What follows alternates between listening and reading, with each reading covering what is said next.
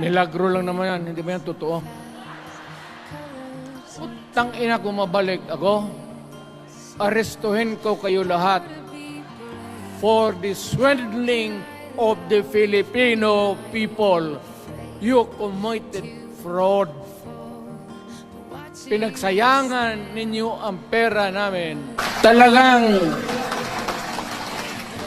mga wala kayong prinsipyo, mga putang ina ninyo. Yun naman, baski ano ka, diyan katagal akong, yan o. Yung sa likod ko, umupo ako dyan. Vice Mayor ako.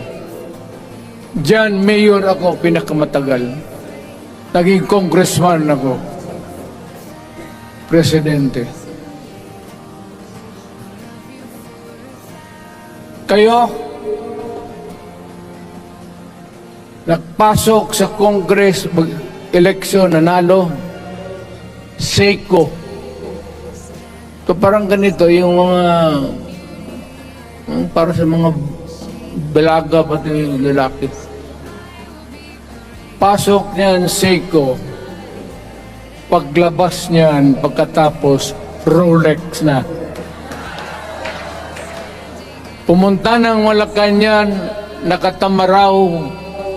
Paglabas niyan, nagka-Mercedes-Benz. Busog kayo lahat. Tingnan ninyo yung mga bahay noon ng mga congressman at tingnan ninyo ngayon kung ano kayaman sila, lalo na yung mga bahay nila sa Maynila.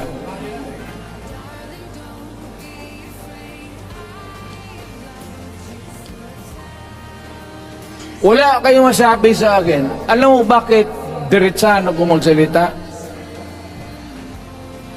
Ninipahat, wala ako. Paglabas ko sa Malacanang, lipad ako dito. Pumunta ako sa bahay ko para mag-retire. Ayaw ko sanang bumalik. Ayaw ko na. Matanda na ako. Putang ina, napapandol lang ako dyan eh. Kaya lang, marami akong magandang naisip kanina papunta dito. Kaya yung sumasayaw lang kasi